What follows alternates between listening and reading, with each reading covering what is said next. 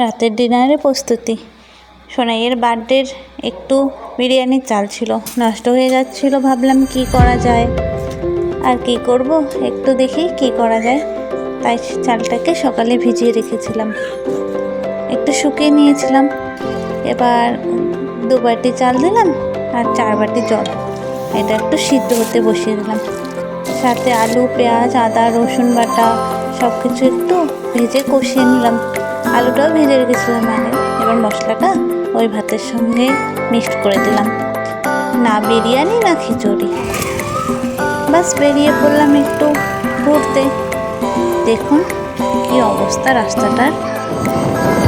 এই রাত্রে টুকু করে যাচ্ছে একটু মেলায় ঘুরতে, গিয়ে জ্যামে পড়লাম। অনেকক্ষণ 10 মিনিটের মধ্যে থাকার পরে এই দেখুন মেলার অবস্থা।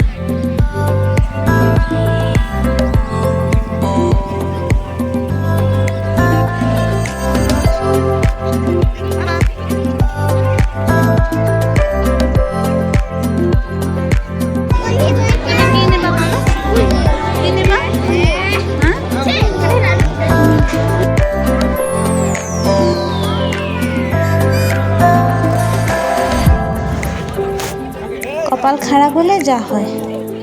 বেরিয়েছিলাম মেলার উদ্দেশ্যে, গিয়ে দেখি হাঁটু অবধি জল। বাপরে কি হয় তাই না হলাম এত দূর থেকে গিয়ে। শেষমেশ সেই কাদা দিয়ে একটু বেরোয়।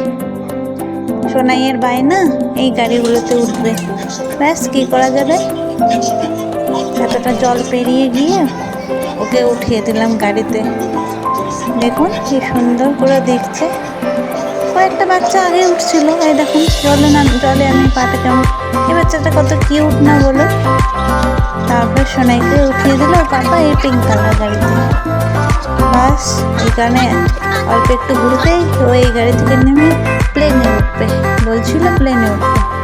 তারপরে ওর পাপা প্লেনে উঠে দিল। যে আমাকে বাই বাই করছে, দেখুন কি সুন্দর না।